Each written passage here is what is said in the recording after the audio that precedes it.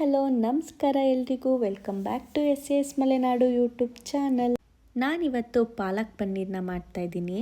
ಅದಕ್ಕೋಸ್ಕರ ನಾನಿಲ್ಲಿ 3 ಕಟ್ಟಾಗೋಷ್ಟು ಪಾಲಕ್ ಸೊಪ್ಪನ್ನ ತೊಗೊಂಡು ಚೆನ್ನಾಗಿ 2 ಸಲ ವಾಶ್ ಮಾಡಿ ಇಟ್ಕೊಂಡಿದ್ದೀನಿ. ಇವಾಗ ಹೇಗೆ ಮಾಡೋದು ಅಂತ ನೋಡೋಣ. ನಾನಿಲ್ಲಿ ಒಂದು ಪಾತ್ರೆಗೆ ಬಿಸಿನೀರು ಕಾಯೋಕ್ಕೆ ಇಟ್ಕೊಂಡಿದ್ದೆ. ಇವಾಗ ಇದು ಕಾಯ್ತಾ ಇದೆ. ಬಿಸಿನೀರು ಕುದೀತಾ ಇರಬೇಕಾದ್ರೆ ನಾವಿಲ್ಲಿ ಪಾಲಕ್ ಸೊಪ್ಪನ್ನ ಹಾಕಬೇಕು. ಪಾಲಕ್ ಸೊಪ್ಪು ಒಂದು 5 ನಿಮಿಷಗಳ ಕಾಲ ಚೆನ್ನಾಗಿ ಬೆಂದರೆ ಸಾಕಾಗುತ್ತೆ. ನಾನಿಲ್ಲಿ ಪಾಲಕ್ ಸೊಪ್ಪಿಗೆ ಸ್ವಲ್ಪ ಉಪ್ಪನ್ನ ಕೂಡ ಆ್ಯಡ್ ಮಾಡ್ಕೊತಾ ಇದ್ದೀನಿ. ಒಂದು 5 ನಿಮಿಷಗಳ ಕಾಲ ಇದನ್ನು ಬೇಯಕ್ಕೆ ಬಿಡೋಣ. ನೋಡ್ತಾ ಇರ್ಬೋದು, ಇವಾಗ 5 ನಿಮಿಷ ಆಗಿದೆ. ಸೊಪ್ಪು ಕೂಡ ಚೆನ್ನಾಗಿ ಬೆಂದಿದೆ. ನಾನಿಲ್ಲಿ ಒಂದು ಪಾತ್ರೆಗೆ ತಣ್ಣೀರನ್ನ ಹಾಕಿಟ್ಕೊಂಡಿದ್ದೀನಿ. ಇವಾಗ ಬೆಂದಿರೋ ಅಂತಹ ಸೊಪ್ಪನ್ನೆಲ್ಲ ಇದಕ್ಕೆ ಟ್ರಾನ್ಸ್ಫರ್ ಮಾಡ್ಕೊಳ್ಳೋಣ. ತಣ್ಣೀರಿಗೆ ಸೊಪ್ಪು ಹಾಕೋದ್ರಿಂದ ಸೊಪ್ಪಿನ ಕಲರ್ ಕೂಡ ಚೇಂಜ್ ಆಗಲ್ಲ, ಗ್ರೀನ್ ಕಲರಲ್ಲೇ ಇರುತ್ತೆ. ಹಾಗೆ ಸೊಪ್ಪು ಕೂಡ ಬೇಗ ತಣ್ಣಗಾಗುತ್ತೆ, ರುಬ್ಕೊಳ್ಳೋಕ್ಕೂ ಕೂಡ ಈಸಿ ಆಗುತ್ತೆ. ಇವಾಗ ಹೇಗೆ ಮಾಡೋದು ಅಂತ ನೋಡೋಣ.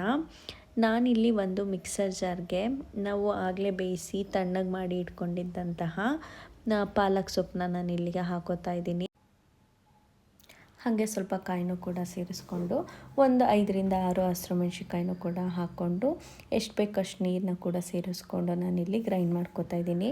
ನೋಡಿ, ಈ ಹದದಲ್ಲಿ ಪೇಸ್ಟ್ ರೀತಿ ಗ್ರೈಂಡ್ ಮಾಡ್ಕೋಬೇಕಾಗತ್ತೆ. ಇವಾಗ ಪನ್ನೀರನ್ನ ಫ್ರೈ ಮಾಡ್ಕೊಳ್ಳೋಕ್ಕೆ ನಾನಿಲ್ಲಿ ಸ್ಟವ್ ಮೇಲೆ ಒಂದು ಪ್ಯಾನ್ನ ಇಟ್ಕೊಂಡು ಅದಕ್ಕೊಂದು 2 ಟೇಬಲ್ ಸ್ಪೂನ್ ಆಗೋಷ್ಟು ತುಪ್ಪನ ಹಾಕೋತಾ ಇದ್ದೀನಿ. ತುಪ್ಪದಲ್ಲಿ ಫ್ರೈ ಮಾಡೋದ್ರಿಂದ ಪನ್ನೀರ್ ಫ್ಲೇವರ್ ತುಂಬ ಚೆನ್ನಾಗಿರುತ್ತೆ. ಇನ್ ಕೇಸ್ ಏನಾದರೂ ತುಪ್ಪ ಇಲ್ಲ ಅಂತ ಅನ್ನೋರು ಎಣ್ಣೆಲಿ ಕೂಡ ಫ್ರೈ ಮಾಡ್ಕೋಬೋದು. ನಾನಿಲ್ಲಿ ಪನ್ನೀರನ್ನ ಸೇರಿಸ್ಕೊಂಡಿದ್ದೀನಿ. ಪನ್ನೀರನ್ನ 1-2 ನಿಮಿಷಗಳ ಕಾಲ ಫ್ರೈ ಮಾಡಿದ್ರೆ ಸಾಕಾಗುತ್ತೆ. ಜಾಸ್ತಿ ಏನು ಫ್ರೈ ಮಾಡೋ ಅವಶ್ಯಕತೆ ಇರಲ್ಲ. ಪನ್ನೀರನ್ನ ಫ್ರೈ ಮಾಡಬೇಕಾದ್ರೆ ನಿಧಾನಕ್ಕೆ ನೋಡಿ ಫ್ರೈ ಮಾಡ್ಕೊಳ್ಳಿ, ಇಲ್ಲಾಂದರೆ ಅದು ಪುಡಿಯಾಗೋ ಚಾನ್ಸಸ್ ಇರುತ್ತೆ. ಇವಾಗ ಫ್ರೈ ಆಗಿದೆ. ನಂತರ ನಾನಿಲ್ಲಿ ಸ್ಟವ್ ಮೇಲೆ ಒಂದು ಪಾತ್ರೆನ ಇಟ್ಕೊಂಡು ಅದಕ್ಕೆ ಒಂದು 4ರಿಂದ 5 ಟೇಬಲ್ ಸ್ಪೂನ್ ಆಗೋಷ್ಟು ಅಡುಗೆ ಎಣ್ಣೆನ ಹಾಕೋತಾ ಇದ್ದೀನಿ.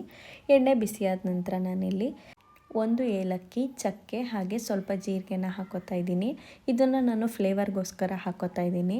ಇದು ಒಂದು 5 ಸೆಕೆಂಡ್ ಫ್ರೈ ಆದರೆ ಸಾಕು. ನಂತರ ನಾನಿಲ್ಲಿ ಒಂದು 3ರಿಂದ 4 ಈರುಳ್ಳಿನ ಚಿಕ್ಕದಾಗಿ ಕಟ್ ಮಾಡಿ ಇಟ್ಕೊಂಡಿದ್ದೆ, ಅದನ್ನು ಇಲ್ಲಿ ಸೇರಿಸ್ಕೊತಾ ಇದ್ದೀನಿ. ಈರುಳ್ಳಿನ ಇಷ್ಟಪಡೋರು ಇನ್ನೂ ಈರುಳ್ಳಿನ ಸೇರಿಸ್ಕೋಬೋದು. ಈರುಳ್ಳಿನ ಹಾಕಿದಷ್ಟು ರುಚಿ ತುಂಬ ಚೆನ್ನಾಗಿರುತ್ತೆ. ಈರುಳ್ಳಿನ ಗೋಲ್ಡನ್ ಕಲರ್ ಬರೋ ತನಕ ಫ್ರೈ ಮಾಡ್ಕೊಳ್ಳೋಣ. ನೋಡ್ತಿರ್ಬೋದು, ಈರುಳ್ಳಿ ಇವಾಗ ಫ್ರೈ ಆಗಿದೆ. ಇದಕ್ಕಿವಾಗ ನಾನೊಂದು 2 ಟೊಮೊಟೊನ ಚಿಕ್ಕದಾಗಿ ಕಟ್ ಮಾಡಿ ಎತ್ತಿಟ್ಕೊಂಡಿದ್ದೆ, ಅದನ್ನು ಕೂಡ ಇಲ್ಲಿ ನಾನಿಲ್ಲಿ ಸೇರಿಸ್ಕೊತಾ ಇದ್ದೀನಿ. ಟೊಮೊಟೊ ಬೇಗ ಬೇಯಲಿ ಅಂತ ನಾನು ಇದಕ್ಕೆ ಸ್ವಲ್ಪ ಉಪ್ಪನ್ನ ಸೇರಿಸ್ಕೊತಾ ಇದ್ದೀನಿ. ಉಪ್ಪನ್ನ ಸೇರಿಸ್ಕೊಳ್ಳೋದ್ರಿಂದ ಟೊಮೊಟೊ ಬೇಗ ಬೇಯುತ್ತೆ. ನೋಡ್ತಾ ಇರ್ಬೋದು, ಇವಾಗ ಟೊಮೊಟೊ ಚೆನ್ನಾಗಿ ಬೆಂದಿದೆ.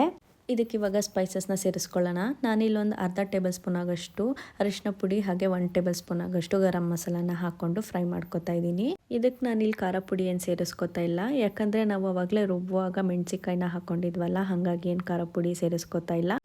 ನಂತರ ನಾನು ಆವಾಗಲೇ ರುಬ್ಬಿ ಎತ್ತಿಟ್ಕೊಂಡಿದ್ದಂತಹ ಮಸಾಲೆನ ಇದಕ್ಕೆ ಆ್ಯಡ್ ಮಾಡ್ಕೊತಾ ಇದ್ದೀನಿ.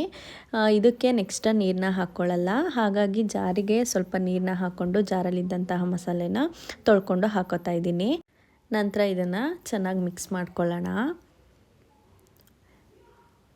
ಇವಾಗ ಚೆನ್ನಾಗಿ ಮಿಕ್ಸ್ ಆಗಿದೆ. ಇದಕ್ಕೆ ನಾನಿಲ್ಲಿ ಫ್ರೆಶ್ ಕ್ರೀಮ್ನ ಯೂಸ್ ಮಾಡ್ತಾಯಿದ್ದೀನಿ. ಫ್ರೆಶ್ ಕ್ರೀಮ್ನ ಯೂಸ್ ಮಾಡೋದ್ರಿಂದ ಫ್ಲೇವರು ತುಂಬ ಚೆನ್ನಾಗಿ ಬರುತ್ತೆ. ರೆಸ್ಟೋರೆಂಟ್ ಸ್ಟೈಲಲ್ಲಿ ಪಾಲಕ್ ಪನ್ನೀರನ್ನ ಇಷ್ಟಪಡೋರು ಫ್ರೆಶ್ ಕ್ರೀಮ್ನ ಯೂಸ್ ಮಾಡ್ಕೋಬೋದು, ತುಂಬ ಚೆನ್ನಾಗಿರುತ್ತೆ ಫ್ಲೇವರು. ಇದಕ್ಕೆ ನಾನಿವಾಗ ಸ್ವಲ್ಪ ಉಪ್ಪನ್ನ ಕೂಡ ಸೇರಿಸ್ಕೊಂಡೆ. ಉಪ್ಪನ್ನ ನೋಡ್ಬಿಟ್ಟು ಸೇರಿಸ್ಕೊಳ್ಳಿ, ಯಾಕಂದರೆ ಆವಾಗಲೇ ಸೊಪ್ಪು ಬೇಯಿಸುವಾಗಲೂ ಕೂಡ ನಾವು ಉಪ್ಪನ್ನ ಹಾಕ್ಕೊಂಡಿದ್ವಿ, ಹಾಗಾಗಿ. ನಂತರ ನಾನಿಲ್ಲಿ ಇದಕ್ಕೆ ಪನ್ನೀರನ್ನ ಹಾಕೋತಾ ಇದ್ದೀನಿ. ಇವಾಗ ಚೆನ್ನಾಗಿ ಮಿಕ್ಸ್ ಮಾಡ್ಕೊಳ್ಳೋಣ. ಇವಾಗ ನಾನು ಸ್ಟವ್ನ ಮೀಡಿಯಮ್ ಫ್ಲೇಮಲ್ಲಿಟ್ಟು ಒಂದು 10 ನಿಮಿಷಗಳ ಕಾಲ ಕುದಿಯೋಕ್ಕೆ ಬಿಡ್ತಾಯಿದ್ದೀನಿ. ಪಾಲಕ್ ಸೊಪ್ಪು ಹಾಗೆ ಪನ್ನೀರು ಆರೋಗ್ಯಕ್ಕೆ ತುಂಬ ಒಳ್ಳೆಯದು. ಪಾಲಕ್ ಸೊಪ್ಪು ಅಥವಾ ಪನ್ನೀರನ್ನ ಹಾಗೆ ತಿನ್ನೋಕ್ಕೆ ಇಷ್ಟಪಡಲ್ಲ ಅನ್ನೋರಿಗೆ ನೀವು ಈ ರೀತಿ ಒಂದು ಸಲ ಮಾಡಿಕೊಟ್ಟು ನೋಡಿ, ತುಂಬ ಅಂದರೆ ತುಂಬ ಇಷ್ಟಪಟ್ಟು ತಿಂತಾರೆ. ದೊಡ್ಡವರಾಗಿರ್ಬೋದು ಅಥವಾ ಚಿಕ್ಕ ಮಕ್ಕಳಿಗಾಗಿರ್ಬೋದು ಈ ರೀತಿ ಒಂದು ಸತಿ ಮಾಡಿಕೊಟ್ಟು ನೋಡಿ. ಇದು ಇವಾಗ ಚೆನ್ನಾಗಿ ಕುದೀತಾ ಇದೆ. ಇವಾಗ ಪಾಲಕ್ ಪನ್ನೀರ್ ರೆಡಿಯಾಗಿದೆ. ನಾನಿವಾಗ ಸ್ಟವ್ನ ಆಫ್ ಮಾಡಿಕೊಂಡು ಒಂದು ಸರ್ವಿಂಗ್ ಬೌಲಿಗೆ ನಾನಿಲ್ಲಿ ಸರ್ವ್ ಮಾಡ್ಕೊತಾ ಇದ್ದೀನಿ. ಇದು ರೊಟ್ಟಿ ಚಪಾತಿ ಜೊತೆಗೆ ತುಂಬ ಚೆನ್ನಾಗಿರುತ್ತೆ. ನೋಡಿದ್ರಲ್ಲ, ಮನೇಲೇ ಸಿಗೋ ಇಂಗ್ರೀಡಿಯೆಂಟ್ಸ್ನ ಬಳಸ್ಕೊಂಡು ಈಸಿಯಾಗಿ ಹೇಗೆ ಪಾಲಕ್ ಪನ್ನೀರನ್ನ ಮಾಡೋದು ಅಂತ. ನೀವು ಒಂದ್ಸಲ ಟ್ರೈ ಮಾಡಿ, ಹೇಗೆ ಬಂತು ಅಂತ ಕಮೆಂಟ್ ಸೆಕ್ಷನಲ್ಲಿ ಕಮೆಂಟ್ ಮಾಡಿ ತಿಳಿಸಿ.